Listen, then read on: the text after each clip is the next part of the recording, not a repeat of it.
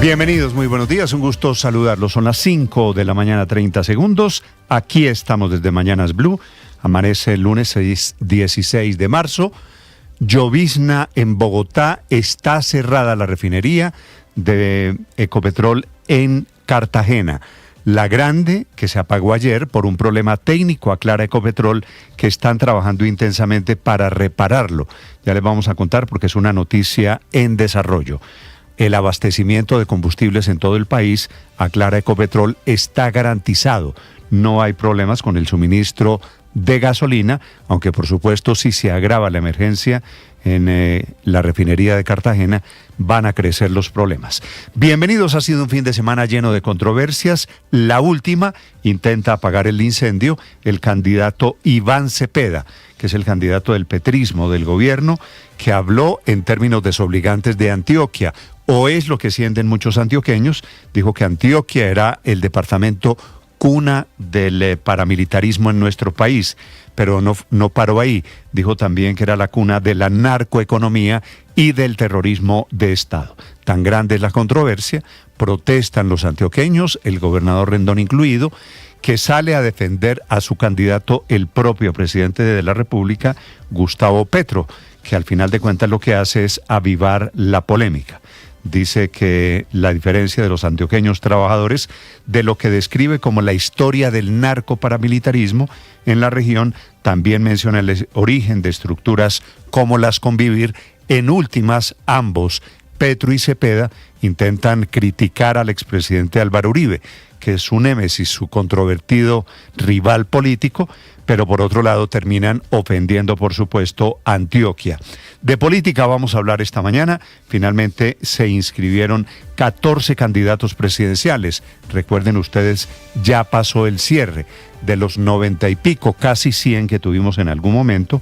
Al final de cuentas solo llegaron 14, no mayores sorpresas.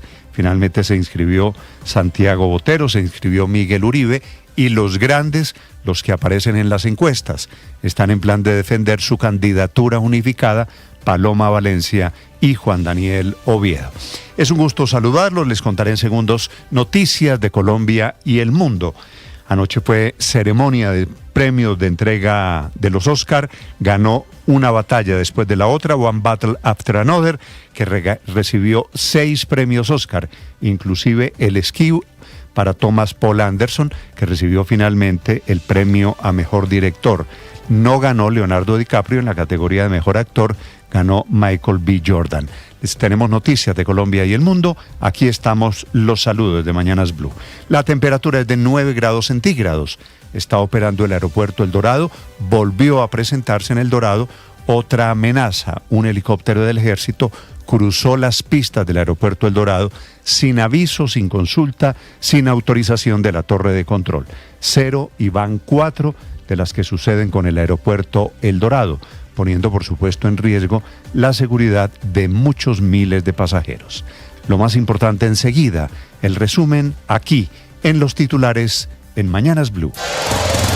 Estos son los titulares de las noticias más importantes en Mañanas Blue.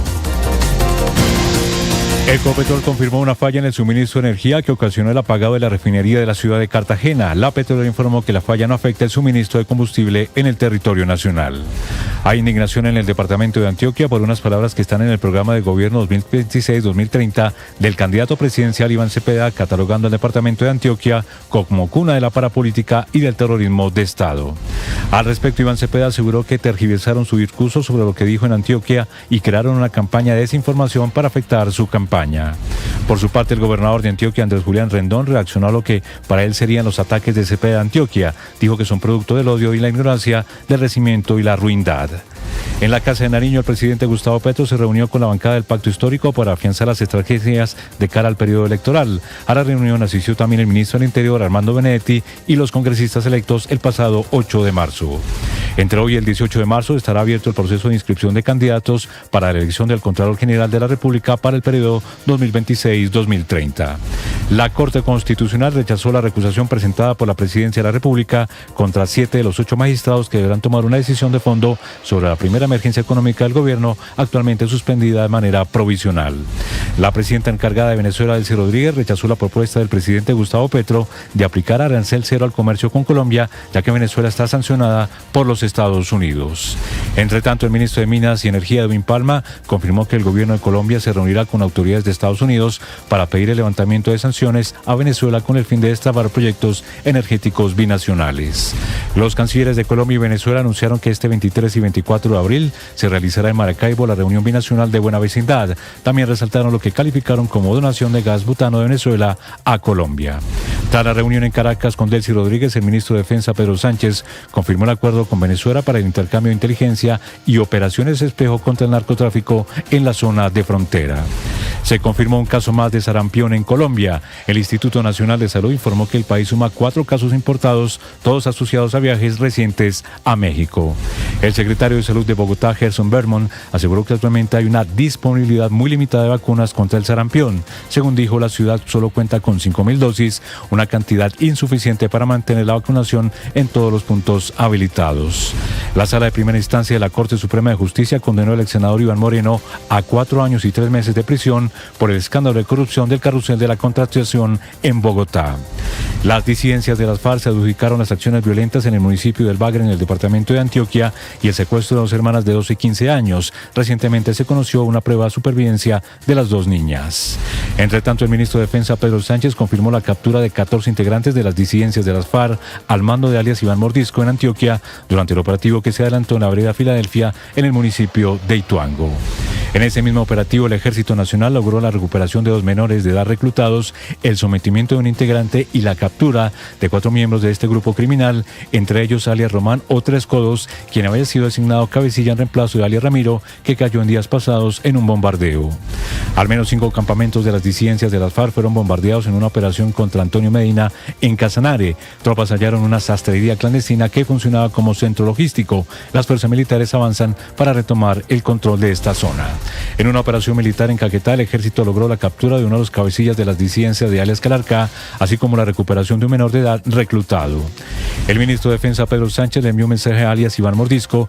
Le dijo que, de no desmovilizarse, todo el Estado colombiano seguirá detrás de él. Recordó que hay una recompensa de hasta 5.000 millones de pesos por información que permite ubicar o neutralizar a este cabecilla.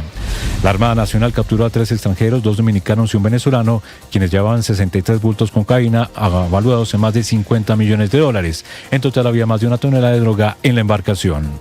Los guardianes de la revolución iraníes juraron perseguir y matar al primer ministro israelí Benjamín Netanyahu, mientras el ejército israelí lanzó en las últimas horas una ola de ataques a gran escala en el oeste de Irán.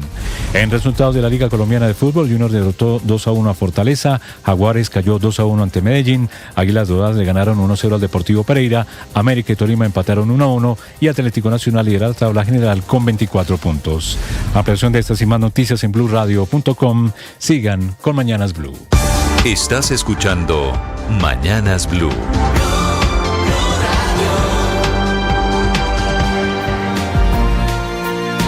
Las historias de Bogotá esta mañana: llovizna y va a volver a llover. Después del día de sol, el día veraniego de ayer domingo, vuelven las lluvias esta semana a Bogotá. Desde el centro de la ciudad del Ojo de la Noche esta mañana, Javier Segura. Hola, ¿qué tal, Néstor? Buenos días. Estas son las noticias de Bogotá, con lo más importante que ha pasado en la capital del país en las últimas horas. Y empiezo en el barrio La Estanzuela, en la localidad de Los Mártires, uno de los sectores que concentra la mayor actividad ilegal del centro de Bogotá. Precisamente anoche fueron capturados 2 hombres que lanzaron desde un taxi un paquete con 2.000 dosis de bazuco y 1.000 dosis de cocaína. Unas 3.000 dosis en total de estupefacientes que iban a ser comercializadas en una de las ollas de expendio y consumo de drogas que están ubicadas en ese sector que tiene paso hacia San Victorino y el barrio Ricaurte, donde operan bandas dedicadas al microtráfico y otras actividades delictivas. Esta madrugada, el teniente coronel Edward Vargas, comandante de la estación de policía Los Mártires, entregó el siguiente reporte a Blue Radio. En el marco de Estrategia de Seguridad, Dignidad y Democracia, la Policía Nacional, a través de uniformados del CAI Ricaurte, logra la captura en flagrancia de 2 hombres por el delito de tráfico, fabricación y porte de estupefacientes. Este procedimiento se realiza en el barrio La Estanzuela, de la localidad de Los Mártires, cuando uniformados que realizaban labores de patrullaje observaron un vehículo tipo taxi del cual descienden 2 personas de manera sospechosa, las cuales emprendieron la huida y arrojan una bolsa. Gracias a la rápida acción de nuestros policías. La Estanzuela, San Victorino y el barrio Ricaurte hacen parte de una amplia zona del centro de Bogotá que ha sido prioritaria para operativos de seguridad. Con frecuencia se realizan megatomas o controles a establecimientos para combatir delitos como el hurto, el tráfico de drogas o el comercio ilegal. Ahora les hablo del caso del taxista que se infartó anoche en el sector de la terminal del Salitre. Se trata de Héctor Eduardo Peña Sarmiento, un hombre de unos 40 años de edad, quien presentó esa emergencia médica, fue atendido por auxiliares de la terminal de transporte y posteriormente fue trasladado a la Clínica Colombia. Este fue el llamado que hizo uno de sus colegas justo cuando se presentó esta grave emergencia en la localidad de Fontibón. Escuchamos. Buenas noches, compañeros, de pronto si alguno conoce al señor de este taxi o tiene por ahí algún contacto que conozca a la familia o el dueño del carro, para que por favor se comuniquen o se acerquen al terminal del Salitre, que el muchacho tuvo un que está infartado ahí en el terminal del Salitre. Lo tienen en la zona en la zona de primeros auxilios en el terminal del Salitre. Entonces si de pronto alguno tiene una información, muchachos, que se acerquen ahí, si consiguen los familiares o algo, para que se acerquen ahí al terminal del Salitre. Néstor, sabemos que el taxista fue estabilizado, pero su estado de salud es bastante crítico. Su EPS es salud total, tiene todos los papeles al día, su ARL es Sura. Mientras tanto, el taxi de placas TEO 888 permanece en uno de los parqueaderos de la terminal de transporte. Desde las calles de Bogotá, Javier Segura, Blue Radio. Estás escuchando Blue Radio. Es un gusto saludarlos en este amanecer. En Blue celebramos una noticia que nos encanta escuchar.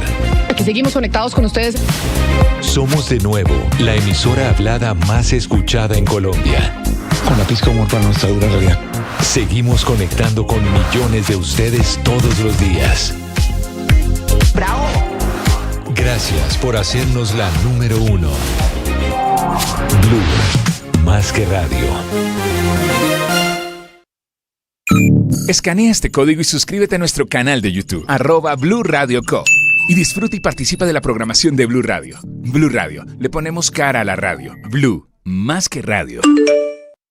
La Copa del Mundo se vive en Blue Radio este 26 de marzo. No te puedes perder en nuestro canal de YouTube. Colombia frente a Croacia. Todos cordialmente invitados. Se viene el Mundial. Ya somos 1.500.000 suscriptores en nuestro canal de YouTube. Y sumando 1.500.246, 1.500.358, 1.500.380, 1.500.398, 1.500.416, 1.500.454. Y sumando. Suscríbete a nuestro canal de YouTube, @Blue Radio Co. Blue Radio, más que radio. Y sumando. Bienvenidos, un gusto saludarlos. Buenos días, oyentes. Con ganas iniciamos nuestro día. Mañanas Blue con Néstor Morales es de nuevo el programa más escuchado en Colombia. Estados Unidos presiona esta mañana a sus socios de la OTAN, inclusive a China, para lograr la reapertura del estrecho de Hormuz, por donde desfila buena parte del petróleo internacional, el que sale de los países árabes, el que sale de Irán, que ha producido el salto en los precios del petróleo. Esta mañana $105 el barril de Brent, que es la referencia colombiana, en 3 semanas de guerra. Por eso la ofensiva diplomática del presidente Trump nos explica desde Washington, al tiempo con la advertencia a Irán, con las gestiones diplomáticas, hace una nueva advertencia a Cuba. Dice que van a encargarse primero de Irán, que después vendrá el país de América Latina. Desde Washington, Juan Camilo Merlano. Néstor, buenos días. Y entrando en esta semana 3 de la guerra, la atención de los Estados Unidos y el presidente Trump se sigue manteniendo sobre el estrecho de Hormuz y garantizar la libre navegabilidad. Se ha echado mano de reservas estratégicas de petróleo y se han levantado sanciones a países como Rusia para controlar la escalada de precios. Pero la única solución real es que se garantice el paso por el estrecho. Por eso, Trump le dijo a la OTAN que se conformara una coalición internacional, una especie de grupo para escoltar buques por el estrecho de Hormuz. ayer de regreso aquí a Washington tras pasar el fin de semana en Florida en su residencia Mar-a-Lago, explicó bien su idea e hizo énfasis en que Estados Unidos no necesita el petróleo del estrecho de Hormuz, que son los países de la región y otros cercanos a los que les debe interesar reabrir ese paso. We're talking to countries about policing the straits because they are the ones, we don't get oil, very little, 1%, 2%. And China, as an example, gets about 90% of its oil from the Hormuz Strait. And it's nice to have other countries police that with us. Estamos hablando con países sobre la posibilidad de vigilar el estrecho. Ustedes saben que nosotros no conseguimos o no obtenemos nuestro petróleo de allí, a diferencia, por ejemplo, de China, que depende en un 90% del petróleo del estrecho de Hormuz. Sería bueno tener otros países vigilando con nosotros. Y allí añadía el presidente Trump que militarmente hemos derrotado a Irán de manera exitosa. También hacía claridad sobre esos países a los que les está pidiendo colaboración para proteger el estrecho de Hormuz. Nosotros recordaremos en el futuro quiénes nos ayudaron, decía el mandatario, y hablaba concretamente de 7 países, era al menos el número que daba, que los que harían parte de esa coalición. No mencionó cuáles serían esos 7 países, pero sí habló, por ejemplo, de China como un caso de un país que debería ser parte de esa coalición, teniendo en cuenta que gran parte del petróleo que obtienen ellos o que utilizan proviene fundamentalmente del estrecho de Hormuz. Una curiosidad al hablar de que Irán ha sido derrotada militarmente, le preguntaron que si era así, ¿por qué entonces continuaba la amenaza en el estrecho de Hormuz? Y el presidente Trump, digamos que lo que destacaba aquí es que, en efecto, si sus fuerzas militares están destruidas, que lo que puede pasar es que un misil, un bote, una simple mina puede representar un riesgo para las embarcaciones que transitan por allí por el estrecho de Hormuz, y ese es el verdadero reto. Esto tras lo que fue el bombardeo, recordemos, a principios de este fin de semana, de la isla Kark, que es la isla o el centro principal de exportación de petróleo iraní. 90% del petróleo iraní pasa por esta isla que fue bombardeada por los Estados Unidos, sin verse afectada hasta ahora la infraestructura petrolera, porque la advertencia del presidente de los Estados Unidos es que pueden destruir totalmente las instalaciones petroleras que se encuentran allí, pero que no han tomado esa determinación. Todo esto al tiempo en el que los ataques se intensifican y el presidente Trump emite una advertencia no solamente a Irán, sino que dice que Cuba será después. One other comment. Tell us about Cuba. You're talking to Cuba. What do you want to hear from them? And what is that risk for them? I am holding Cuba. Cuba is a failed nation. Cuba also wants to make a deal. And I think we will pretty soon either make a deal or do whatever we have to do. We have a lot of great people that happen to vote for Trump. Cuba es una nación fallida. Cuba también quiere hacer un acuerdo, quiere llegar a un acuerdo, y creo que muy pronto vamos a o hacer un acuerdo o vamos a hacer lo que sea que tengamos que hacer. Pero vamos a hacer Irán primero antes que Cuba. Néstor.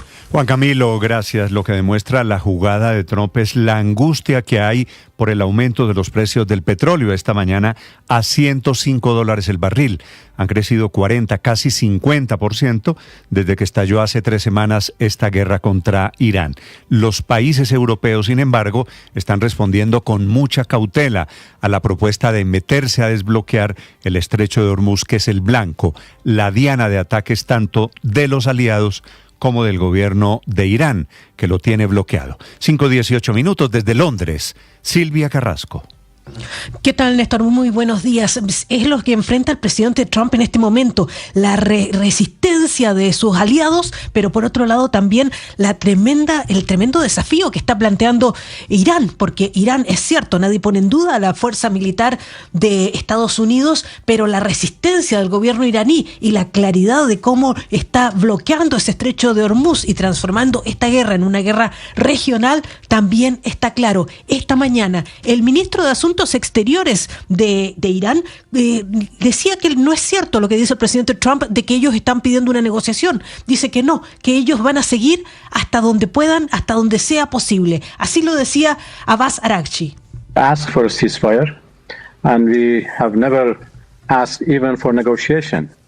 We are ready to defend ourselves as long as it takes, and this is what we have done so far, and we continue to do that until President Trump comes to the point. Dice, nunca pedimos un alto al fuego, ni siquiera una negociación. Estamos dispuestos a defendernos el tiempo que sea necesario y eso es lo que hemos hecho hasta ahora y seguiremos haciéndolo hasta que el presidente Trump llegue a la conclusión de que esta es una guerra ilegal sin victoria. Era lo que decía esta mañana el canciller iraní Abbas Araghchi. La verdad es que lo que le ha ocurrido al presidente Trump es que directamente le preguntó, acá ya han hablado con los gobiernos y dicen que habló con China, habló con Francia, con Japón, con Corea del Sur y el Reino Unido y todos ellos están muy cautelosos. De hecho, ya se sabe que Japón y Australia dijeron claramente que no van a enviar barcos. ¿Y cuál es el problema, Néstor? Es que todos estos países, especialmente la Unión Europea, consideran que esta es una guerra al que nunca se les consultó. Es una guerra sin calendario. Dicen también, estos son los comentarios internos que hay, que es una guerra sin calendario, no está claro cuál es el final de la guerra en Irán. Y lo que están haciendo en este minuto los ministros de la Unión Europea de Defensa es discutir la posibilidad de extender lo que se llama el plan Aspides, que es un grupo de barcos de la Unión Europea que están cuidando la entrada del Mar Rojo y dicen que con eso podrían, pero desde lejos, no metiéndose en el estrecho de Hormuz, podrían ayudar a presentar algún tipo de participación. El gobierno británico es uno de los que está más en problemas porque el presidente Trump ha apuntado directamente a ellos.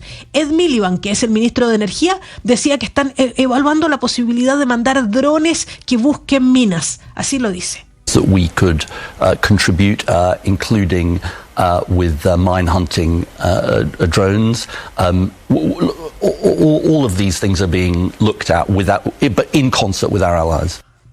Dice, estamos analizando diversas maneras de contribuir, incluyendo drones detectores de minas, y todas esas opciones se están estudiando en colaboración con nuestros aliados. Esta mañana, Néstor, hay una reunión de ministros de energía en Bruselas porque está el otro problema, del cual tampoco fueron consultados, que Estados Unidos unilateralmente le quitó sanciones a Rusia, y eso pone en riesgo también a Europa. Por lo tanto, tampoco puede desplegar equipamiento militar hacia el estrecho de Hormuz si tiene que defenderse de Rusia, Néstor.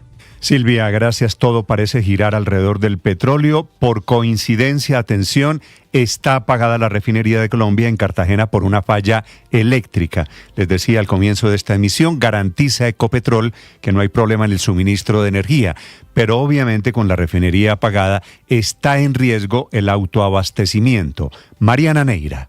Néstor, buenos días. De acuerdo con la compañía, la situación se registró este domingo 15 de marzo y obligó a detener algunas operaciones dentro de la refinería. Sin embargo, la empresa aseguró que el incidente no afectará el abastecimiento de combustibles en la región Caribe ni en el resto del país, ya que se cuenta con inventarios suficientes para atender la demanda nacional. Tras detectarse la falla, Ecopetrol informó que activó el plan de contingencia para atender la situación y avanzar en el restablecimiento de las unidades que quedaron fuera de servicio. Por ahora, la compañía indicó que los procesos se encuentran en modo seguro y nuevamente energizados. La empresa también confirmó que no se reportaron personas lesionadas ni daños en la infraestructura de la refinería. Finalmente señaló que las causas de esta falla eléctrica están siendo investigadas para establecer qué ocurrió y evitar que se repita un evento similar. Mariana Neira, Blue Radio. Mariana, 5 de la mañana, 23 minutos. Simultáneamente, después de reunirse con autoridades de Venezuela, el ministro de Minas de Colombia, Edwin Palma, confirma que el gobierno colombiano está intentando conseguir de Estados Unidos la decisión, el levantamiento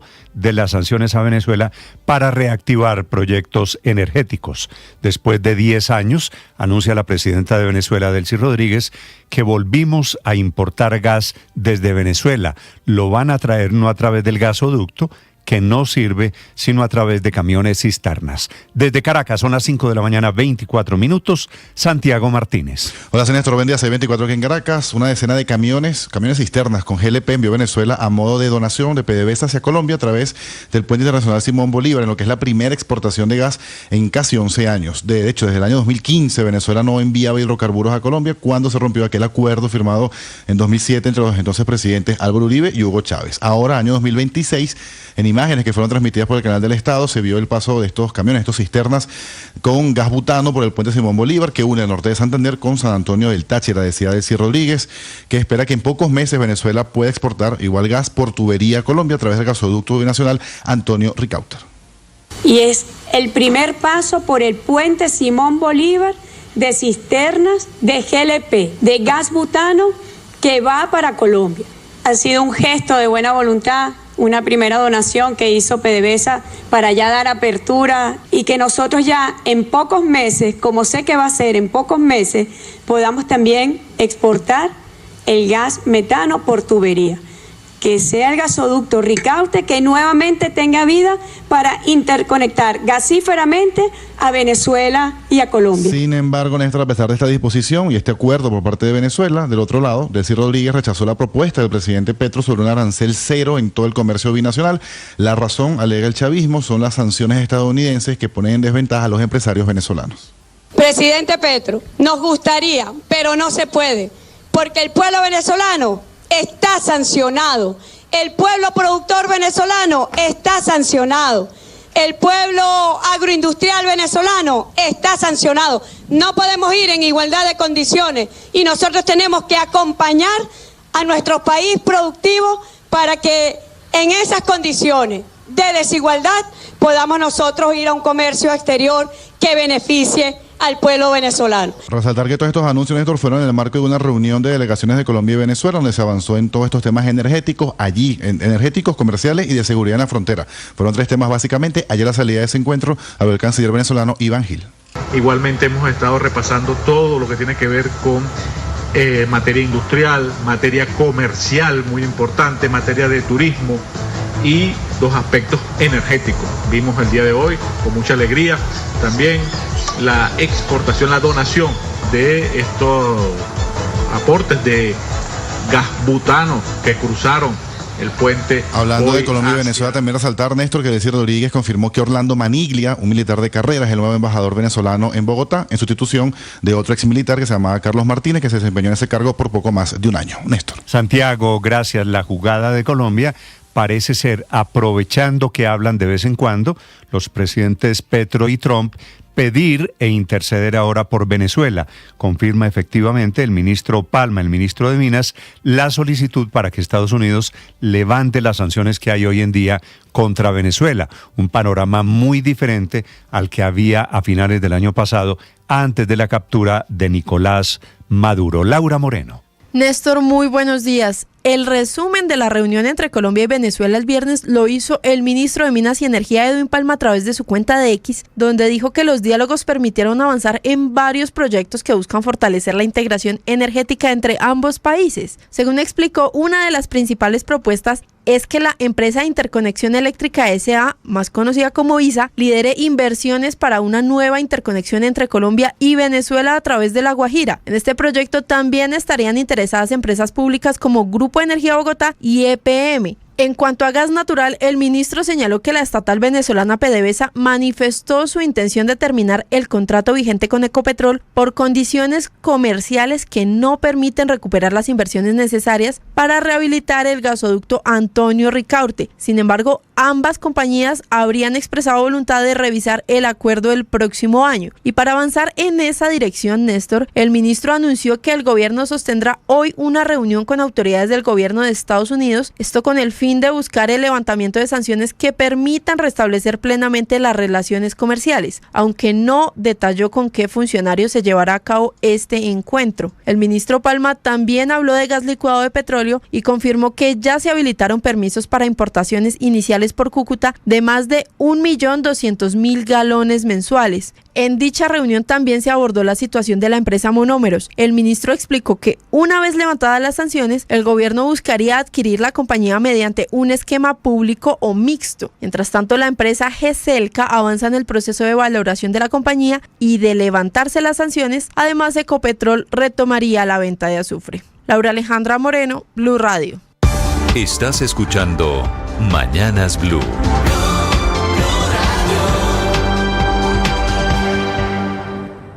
Sorpresas que vienen. Escanea este código y suscríbete a nuestro canal de YouTube, @Blue Radio Co. Y disfruta y participa de la programación de Blue Radio. Blue Radio, le ponemos cara a la radio. Blue, más que radio. Bienvenidos, un gusto saludarlos. Buenos días, oyentes. Con ganas iniciamos nuestro día. Mañanas Blue con Néstor Morales es de nuevo el programa más escuchado en Colombia. Es una buena noticia. ¡Qué delicia! Más personas despertando con Blue. Seguimos acompañándolos en Mañanas Blue. Más razones para darles las gracias por hacernos la número 1. Blue, más que radio. 5 de la mañana, 30 minutos. Actualizamos las noticias en Blue Radio. Las autoridades investigan el asesinato de una pareja de adultos mayores en el barrio Aures, en la localidad de Suba. Las cámaras de seguridad dentro de la casa evidenciaron la presencia de un hombre que llevaba una capucha y un pasamontañas con el que intentó tapar la cámara. Lo que llamó la atención de los investigadores es que aunque la casa estaba desordenada, el dinero y los objetos de valor no fueron robados. Entre tanto, continúa la búsqueda del ingeniero David Acosta, 27 años, reportado como desaparecido hace 17 días, luego de ingresar a varios casinos en la calle 85 en el norte de Bogotá. En las cámaras de seguridad se ve cuando sale uno de los establecimientos con rumbo desconocido. El ministro de Defensa, Pedro Sánchez, confirmó la captura de 14 integrantes de las disidencias de las FARC al mando de alias Iván Mordisco en el departamento de Antioquia durante el operativo que se adelantó en vereda La Filadelfia, en el municipio de Ituango. El Ejército Nacional logró la recuperación de 2 menores de edad reclutados, el sometimiento de un integrante y la captura de 4 miembros de este grupo ilegal, entre ellos alias Román y alias Tres Codos. Al menos 5 campamentos de las disidencias de las FARC fueron bombardeados en las últimas horas en una operación contra Antonio Medina en el departamento del Casanare. Las fuerzas militares aún no entregan el balance de las operaciones que continúan en la zona. Entre tanto, las disidencias de las FARC se atribuyeron el secuestro de 2 hermanas de 12 y 15 años en zona rural del Bagre, en el departamento de Antioquia. En las últimas horas mostraron pruebas de supervivencia. La Defensoría del Pueblo exigió la liberación de las menores. Mientras tanto, el gobernador de Antioquia, Andrés Julián Rendón, aseguró que este tipo de hechos responden a la paz total del presidente Gustavo Petro y cuestionó que ni siquiera el Instituto Colombiano de Bienestar Familiar se haya pronunciado sobre este caso. La Corte Constitucional rechazó la recusación presentada contra 7 de los 8 magistrados que deberán retomar una decisión de fondo sobre la primera emergencia económica del gobierno nacional, actualmente suspendida de manera provisional por este alto tribunal.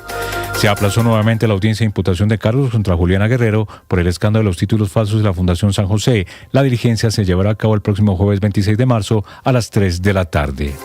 La Aeronáutica Civil inició una investigación por un nuevo caso de un helicóptero MI-17 que cruzó 2 veces una de las pistas del aeropuerto El Dorado sin tener autorización. Además, se conocieron los audios de la conversación de la operadora de la torre de control con el piloto del helicóptero, donde le reclama por las maniobras pese a las instrucciones que le habían dado.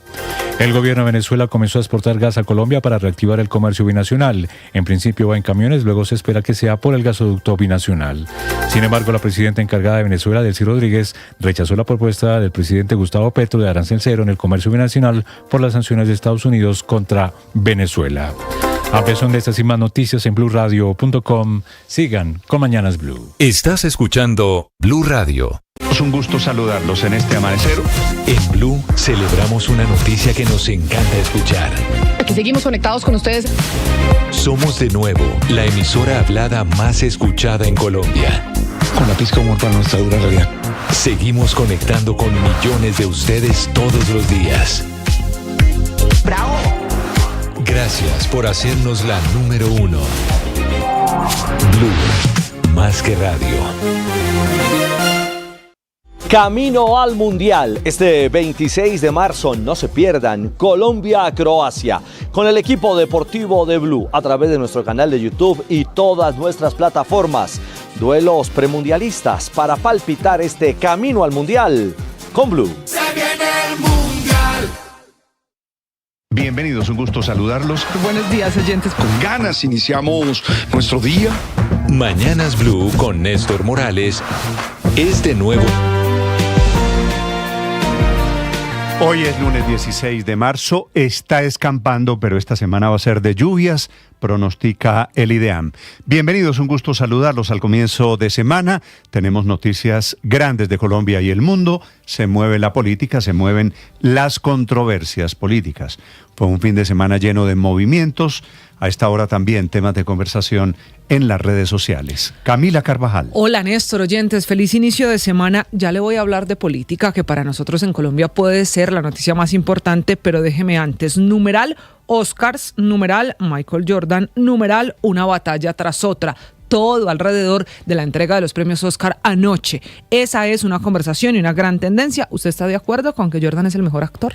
No, es que no me parece que había grandes películas, no me parece ni que Michael Jordan, me da pesar por Leonardo DiCaprio, que, en fin. Sí, esa es la otra conversación alrededor de la comparación inevitable Jordan-DiCaprio. Al final Jordan se queda con ese reconocimiento, Perdió pero DiCaprio, mucha gente está hablando con DiCaprio. Pero ganó One Battle After Another, que fue la gran ganadora, 6 premios Oscar en la entrega de Los Ángeles. Llegó con 13 nominaciones y al final se queda con 6, por eso numeral, una batalla tras otra, pues también hace parte de la tendencia. Mucha gente hablando de las películas, de si se las vieron, de si todavía no, de si merecían el premio o no. Lo cierto es que aquí ya esto se entregó y amanece una batalla tras otra como la gran ganadora de la ceremonia, una ceremonia que se roba todos los comentarios en redes sociales. Usted tiene cara de que le gusta Michael B. Jordan. Sí.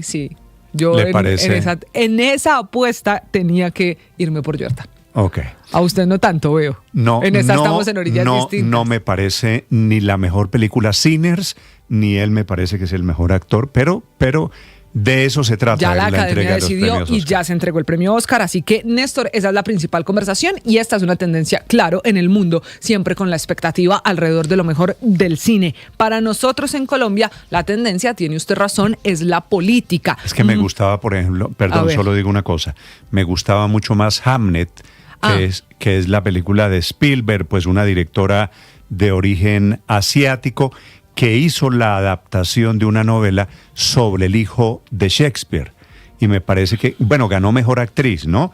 La británica, que se llama Jessie Buckley. Esta estatuilla, sin embargo, Néstor, pues la más esperada, la más importante era la de la película y la de mejor actor, o por lo menos los comentarios tanto de la academia, de la prensa y de los fanáticos del cine van es por este lado, por el de mejor actor, porque creo que ahí había una batalla muy interesante que resolvió la academia. Le decía que ya muy rápido para terminar, para nosotros en Colombia la tendencia a esta hora es Antioquia. Esa es la palabra que más se repite en la controversia política. Usted tiene razón en decir que fue un fin de semana lleno de movidas políticas. Oficialmente arranca la campaña ya con un tarjetón definido y decidido. Quedaron 14 inscritos a la presidencia e Iván Cepeda se roba la polémica de este fin de semana producto de su frase contra el departamento de Antioquia. Lo que pasa es que Iván Cepeda dijo que el departamento de Antioquia, en una evidente además mención al expresidente Álvaro Uribe Vélez, era la cuna de la parapolítica, de la narcoeconomía y del terrorismo de Estado. Frase que esta mañana le sigue costando al candidato del Pacto Histórico,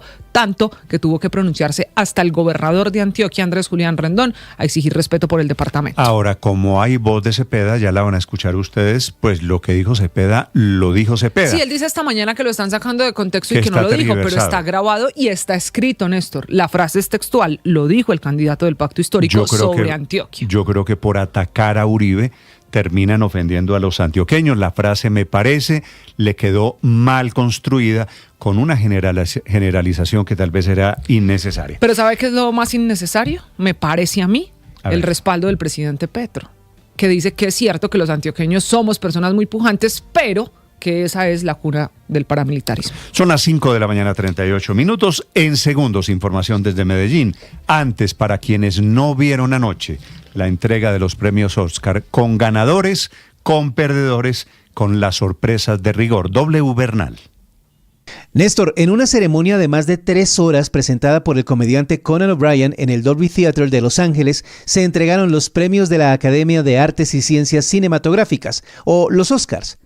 La edición 98 dejó como grandes ganadores a Paul Thomas Anderson y su película Una batalla tras otra.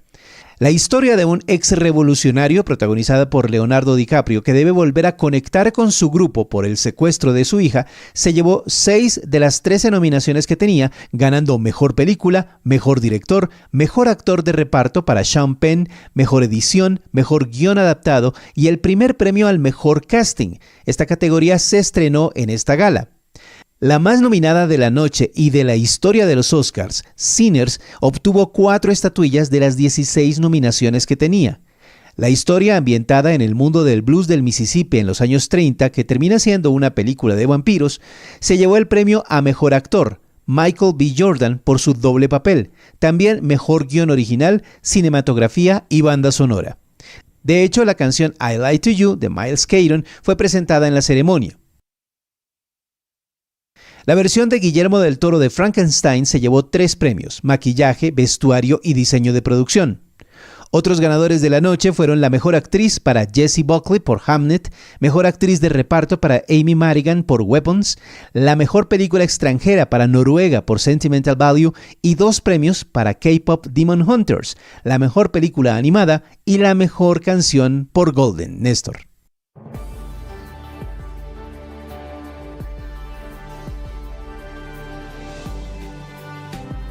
Esta, la del K-pop, es uno de los fenómenos comerciales de este año. Gracias, W. 5 de la mañana, 40 minutos. Ahora la controversia en la que se mete el presidente Gustavo Petro para defender a su candidato Iván Cepeda, si hubiese alguna duda de la participación en política del señor presidente. Dice Iván Cepeda que fue tergiversado. Van a escuchar ustedes su declaración, que es, una generalización tal vez innecesaria para molestar a Uribe, que es su némesis política. Y protestan en Antioquia prácticamente todos, pidiéndole, el colombiano, el gobernador de Antioquia, pidiéndole a Iván Cepeda una corrección, que me parece no va a pasar. En Medellín, Héctor Santamaría. Pues Néstor, buenos días. A pocas semanas de la primera vuelta presidencial, en toda una tormenta política se convirtió el ataque contra el departamento de Antioquia que ha hecho el candidato Iván Cepeda. Esta historia comenzó el pasado 12 de febrero en el único evento del candidato del Pacto Histórico en Medellín. El Parque Berrío fue el escenario, en la zona céntrica, donde estuvo acompañado de políticos del partido y ya se había ido en contra del departamento, atacando a quienes habían gobernado esta región directamente contra el expresidente Álvaro Uribe Vélez. Antioquia se convirtió en cuna de la parapolítica, de la narcoeconomía y del terrorismo de Estado. Surgió una alianza nefasta entre sectores económicos, políticos y armados que utilizaron la represión, el miedo y el exterminio para proteger intereses, acumular riquezas a costa de la vida de las poblaciones. Ante estas afirmaciones, Néstor, empezó un frente de defensa por Antioquia. Los primeros en hacerlo fueron los gremios económicos. Pro Antioquia destacó que el departamento ha salido gracias a la gente y el trabajo de sectores público, privado y académicos, mientras que el comité intergremial aseguró que los antioqueños han construido un futuro con diálogo, respeto institucional y que los ataques infundados llenos de odio y resentimiento no intimidarán a este sector. Por su parte, el gobernador de Antioquia, Andrés Julián Rendón, rechazó esa arremetida a Iván Cepeda. En Antioquia somos inmunes al veneno que destilan. Nuestro antídoto ha estado en la firmeza, el respaldo a la democracia, en el amor por este terruño y en defender las causas que nos han hecho grandes. Antioquia ha sido cuna de la industrialización, ha sido impulsora de la emancipación de los esclavos y de la lucha de la mujer obrera. A estos sectores se sumaron, Néstor, los políticos opositores como la candidata del Centro Democrático Paloma Valencia, quien durante un encuentro virtual con el expresidente Álvaro Uribe y habitantes de Río Negro también cuestionó, lo mismo lo hizo Abelardo Esprella, y también, como usted lo dijo a través de su cuenta en X, simplemente el candidato dijo que tergiversaron sus palabras y que buscan es que haya odio de la gente contra él en el departamento. A esta hora Medellín, el Valle Aburrá, amanece, Néstor, con 17 grados de temperatura. Y se desquita Iván Cepeda contra el periódico El Colombiano, también se mete contra el colombiano, contra Medellín, contra los paisas, el presidente Gustavo Petro. Ahora, que hubo sectores económicos de Antioquia asociados con el paramilitarismo, de eso no hay ninguna duda. Que las convivir o que políticos en Antioquia se asociaron con el paramilitarismo, de eso tampoco hay ninguna duda. Pero también pasó en el departamento de Córdoba, y pasó en el departamento de Sucre, y pasó en otras muchas regiones del país. Así que no es un fenómeno solamente de Antioquia, que es, me parece, lo que le faltó decir a Iván Cepeda, que centra el fenómeno de la parapolítica, o del narcoterrorismo de Estado, o de la narcoeconomía, que son sus palabras, en el departamento de Antioquia. Un ataque, digo, que me parece innecesario. Se mete el presidente Gustavo Petro. Giovanni Quintero. Néstor, buenos días. El presidente Gustavo Petro se metió en la controversia generada por las declaraciones del senador y candidato Iván Cepeda sobre Antioquia y el paramilitarismo. A través de 2 extensísimos mensajes en su cuenta en la red social X, el primero tiene 15 párrafos, Petro convirtió la polémica generada por Iván Cepeda en una lucha de clases, como siempre lo hace. Escribió a las 5:56 de la tarde que la gente del poblado, abro comillas, en buena parte desconoce las provincias antioqueñas y las víctimas de la violencia que son de esas mismas provincias. En su mensaje, Petro afirmó que el pueblo pueblo trabajador antioqueño fue víctima de masacres perpetradas por estructuras paramilitares vinculadas, según dijo, a la narcopolítica en la región. El jefe de Estado también sostuvo que Antioquia concentra uno de los mayores números de víctimas del conflicto armado en el país. En otro mensaje publicado a las 9:11 de la noche, también de al menos 12 párrafos, Petro insistió en que el paramilitarismo tuvo origen en Antioquia, específicamente en Puerto Berrío, y se expandió desde allí a otras regiones del país, impulsado, según afirmó, por alianzas entre narcotráfico, actores ilegales y sectores políticos. También hizo referencia a las cooperativas de seguridad conocidas como Convivir y aseguró que este modelo contribuyó a fortalecer el fenómeno paramilitar en Colombia. Néstor. Giovanni, gracias. Declaración sobre lo que dice Iván Cepeda de Antioquia de el otro candidato, Abelardo de la Espriella. El candidato de los bandidos, el protector de la FARC, el heredero, mancilla al pueblo pujante y trabajador, al pueblo antioqueño. El bellaco de Iván Cepeda dijo que Antioquia es la cuna de Paloma Valencia, después de ganar la consulta, la de la semana pasada, hablando tras reunión con el expresidente Álvaro Uribe. Hoy amanecemos con los insultos de Iván Cepeda y desde aquí quiero decirlo fuerte y claro. Antioquia es el ejemplo de Colombia. Antioquia ha sido el departamento que ha defendido la democracia y la libertad.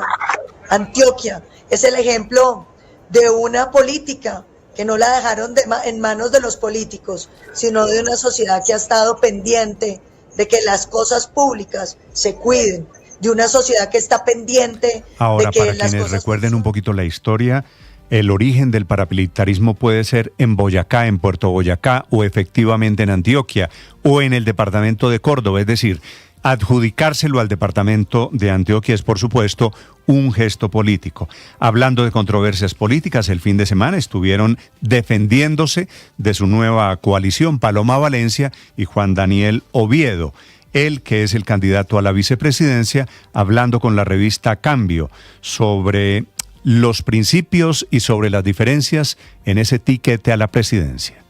Entonces, ¿qué pasa? Yo estoy en oposición a eso. Yo creo que sí existe la posibilidad, ¿sí? Y hoy en Colombia está habilitado, ¿sí? Tengo amigos cercanos. ¿Usted ha querido adoptar? Yo tuve el interés de adoptar antes de mi accidente, pero por cosas de la vida. Esa es una de las diferencias entre los dos. Defiende Juan Daniel Oviedo la adopción de niños por parte de parejas homosexuales. No está de acuerdo Paloma Valencia. Se mete en eso, y de eso han hablado todos los candidatos presidenciales. Claudia López, también de la comunidad LGBTI. Nunca, ni me he sometido al poder de los violentos, ni de los corruptos, ni de los abusadores. No importa qué tan populares sean en su respectivo momento. Y nunca he usado mi orgullosa condición de mujer diversa, para disfrazar a ninguna vieja política de nueva alternativa. 5:47, así que la condición sexual de Juan Daniel Oviedo se volvió desde el viernes de la semana pasada en motivo de toda clase de interpretaciones. Ahora la fórmula de él con Paloma Valencia, ella mujer, él gay, va a ser suficientemente clara y representativa como mensaje político. De 100 candidatos que había hace 2 meses en Colombia, finalmente se inscribieron 14, que son los que van a aparecer en el tarjetón en las elecciones del próximo mes de mayo. Miguel Garzón. Buenos días, Néstor. La Registraduría Nacional fue el escenario en el que se vivió el desfile de políticos que llegaron el viernes pasado a inscribir sus candidaturas. La exalcaldesa de Bogotá, Claudia López, fue la primera en llegar, acompañada por su fórmula vicepresidencial, el abogado y exdelegado del Defensor del Pueblo para la Salud, Leonardo Huerta. Pero antes de entrar, aprovechó la oportunidad para criticar la adhesión de Juan Daniel Oviedo al equipo de Paloma Valencia y cuestionó la terquedad del pacto histórico. Más adelante llegó la candidata Paloma Valencia, avalada por el Centro Democrático, un acto que incluyó un discurso del expresidente Álvaro Uribe Vélez y la presencia de los miembros de la Gran Consulta por Colombia. El recorrido continuó con la inscripción del exalcalde de Medellín y exgobernador de Antioquia, Sergio Fajardo, acompañado por la exsecretaria de Educación de Bogotá, Edna Bonilla, y la del exembajador Roy Barreras, quien llegó con su fórmula, que es la jurista Marta Lucía Zamora. Ya en la tarde llegaron otras campañas. El exgobernador del Magdalena, Carlos Caicedo, Toledo se registró junto al expresidente de FECODE Nelson Alarcón. Después se formalizó la candidatura del ex canciller Luis Gilberto Murillo con Luz María Zapata, la exdirectora de Asocapitales, y también se inscribieron el general Gustavo Matamoros con Robinson Giraldo, su fórmula vicepresidencial. La primera, recordemos, en registrar oficialmente su candidatura en enero fue Clara López, con su coequipera, que es la abogada María Consuelo del Río. Posteriormente lo hizo Mauricio Liscano, quien confirmó como fórmula vicepresidencial al exdirector de la DIAN, Luis Carlos Reyes, a ambos exfuncionarios del gobierno, y también otras campañas que ya se habían inscrito durante la semana. La del candidato Iván Cepeda junto a la lideresa indígena Aida Quilcue, que lo hizo el pasado miércoles, y el abogado Abelardo de la Espriella junto con el exministro de Hacienda José Manuel Restrepo el pasado jueves. También la abogada Sondra McCollins registró su candidatura junto a Leonardo Caram Gelo, una fórmula que llamó la atención al llegar vestidos como los personajes de la serie de La Casa de Papel. Y semanas atrás, recordemos, se había formalizado la candidatura de Miguel Uribe Londoño, acompañado por la administradora de empresas Luisa Fernanda Villegas. A finales de febrero, el empresario Santiago Botero también se había inscrito con Carlos Fernando Cuevas, ex coordinador nacional de la campaña de Rodolfo Hernández en el año 2022. Así queda ya todo listo para que avancen las campañas presidenciales de este año 2026. Miguel Garzón, Blue Radio.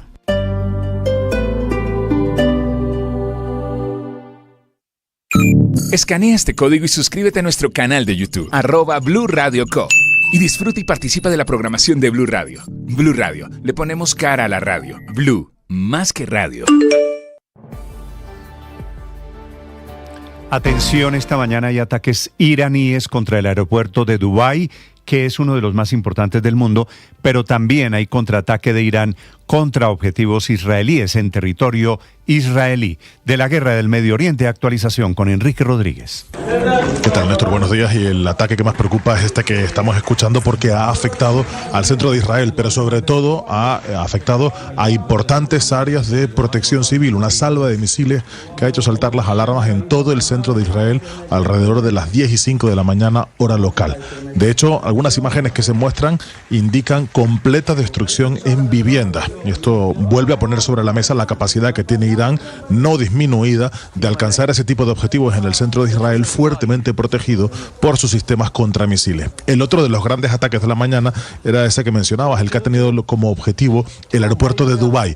Ha visto cómo se suspendían temporalmente los vuelos en ese aeropuerto, que es uno de los más importantes y transitados del mundo, como consecuencia de que un dron Shahed alcanzase un depósito de combustible, provocando un grave incendio en la zona. Ahora mismo el tráfico aéreo allí se está recuperando, pero en todo caso vuelve a poner sobre la mesa, insistimos en eso, esa capacidad que tiene Irán de alcanzar ese tipo de objetivos, como en Arabia Saudí, por ejemplo.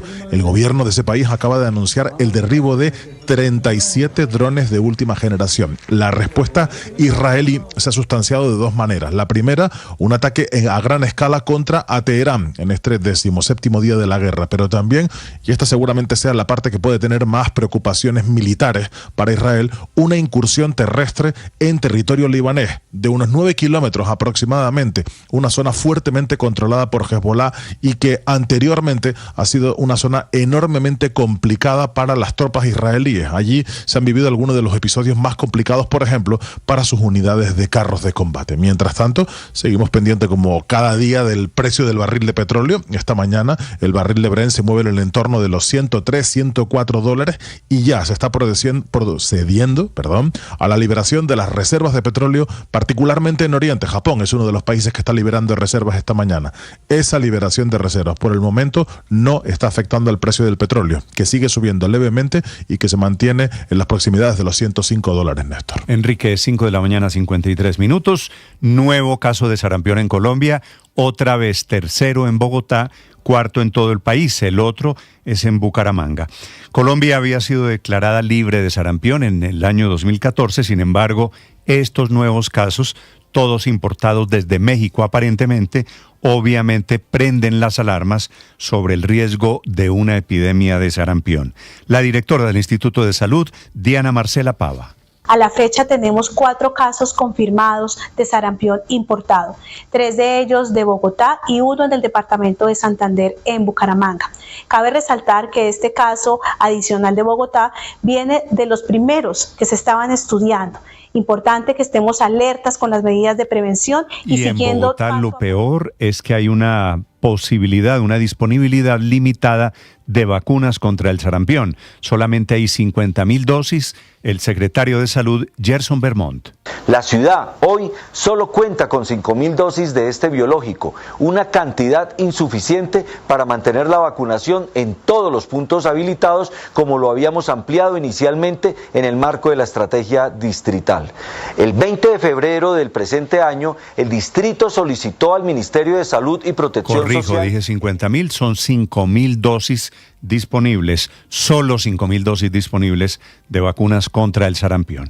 Las 5 de la mañana, 55 minutos, la tragedia del fin de semana ocurrió en el sector de Suba, noroccidente de Bogotá, en donde encontraron a 2 adultos mayores en una casa familiar, asesinados aparentemente por su yerno. La historia con Nicolás Rodríguez. Néstor, buenos días. Sí, señor, pues las víctimas fueron identificadas como Guillermo Alberto Anzola, de 72 años, y su esposa Gloria Isabel Guerrero, de 66 años, quienes llevaban más de 30 años viviendo en este sector de Bogotá. Pues lo que cuentan las autoridades es que el hallazgo ocurrió cuando algunos familiares y vecinos alertaron a las autoridades, y al ingresar a la casa, los investigadores encontraron los cuerpos en diferentes lugares de la vivienda, que además presentaba desorden y no había señales claras de un robo ni de falta de pertenencias. Por esto mismo, Néstor, las autoridades revisan cámaras de seguridad en donde se observa a un hombre que habría estado cerca de la vivienda, lo que podría aportar pistas para esclarecer este crimen. Asimismo, la investigación está a cargo del CTI de la Fiscalía y la Policía Metropolitana de Bogotá, y una de las hipótesis iniciales, como usted bien lo relataba, es que esto se podría tratar de un caso relacionado con conflicto familiar, y aunque no hay responsables ni capturados, el caso sigue, y como usted bien lo mencionaba, una de las personas que está inmersa es una persona o expareja de una de las hijas de estos hombres, según lo que cuenta la señora, la hija de estos 2 adultos mayores, quien pide no revelar la identidad, es que le había arrendado una pieza por 250.000 pesos mensuales. Sin embargo, en este momento, Néstor es buscado por las autoridades para que rinda indagatoria y asimismo esclarecer lo sucedido este fin de semana en un apartamento en la localidad de Suba. Nicolás, 5 de la mañana, 56 minutos. Ahora la noticia económica para comenzar esta semana. Hoy, lunes 16 de marzo, Víctor Grosso. Néstor, buenos días. Aunque el gobierno se propuso en su reciente plan financiero reducir los déficits de la nación para mejorar las finanzas públicas, en los mercados dudan mucho que eso se vaya a cumplir. Y hay nuevos pronunciamientos al respecto. El Comité Autónomo de la Regla Fiscal asegura que este plan presentado por el gobierno es poco creíble. Recordemos que el Ministerio de Hacienda anunció un ajuste en el gasto de 44 billones de pesos para este año, y en su pronunciamiento el Comité de la Regla Fiscal dice que no son claros los mecanismos que garantizarían esa reducción tan significativa. A juicio del comité, el faltante de recursos para cumplir con estas metas fiscales es de unos 32,1 billones de pesos. De hecho, contrario de lo que plantea el gobierno, el comité considera que los déficits, el primario y el total, van a subir. Por eso concluye que la situación fiscal es cada vez más preocupante. Sobre este mismo tema se pronunció la calificadora Moody's, también dudando sobre las metas del gobierno porque no se han conocido los detalles sobre las medidas específicas que reducirían el gasto público. Inclusive Moody's teme que se mantenga la dinámica de alto gasto hasta agosto y que sea el nuevo gobierno elegido por los colombianos el que tenga que realizar este importante ajuste apenas arranque, dejándolo con muchas limitaciones presupuestales en dado caso. Así que no hay credibilidad en las nuevas metas fiscales del gobierno nacional. Víctor Grosso, datafx.com. Escanea este código y suscríbete a nuestro canal de YouTube, @Blue Radio Co. Y disfruta y participa de la programación de Blue Radio. Blue Radio, le ponemos cara a la radio. Blue, más que radio. Se viene el mundial, la fiesta va a empezar. Con Blue todos disfrutan, nadie se nos queda atrás. Se viene el mundial, la fiesta va a empezar. Se juega en los estadios, se vive en Blue Radio. Te vamos informando cómo se prepara nuestra selección. Blue más que radio, es pura pasión. En la pantalla, en la radio o en el celular. Vamos Colombia a celebrar que vamos para el mundial. Desde USA, México y Canadá. La fiesta del fútbol a todo el mundo llegará. Porque viene el mundial.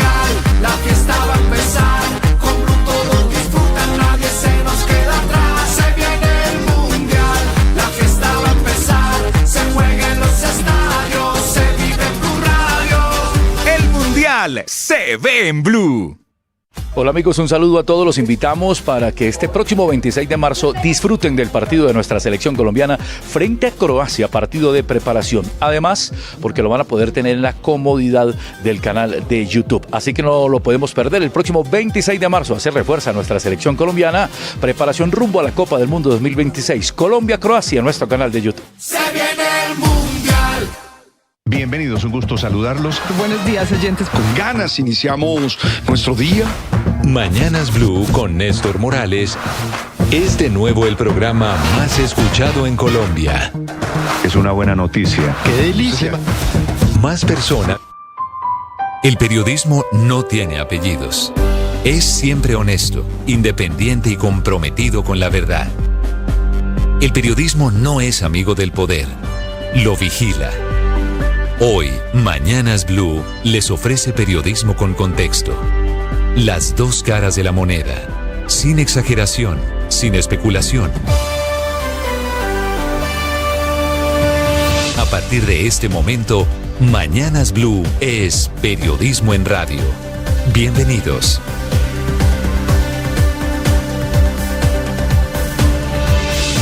Bienvenidos, muy buenos días.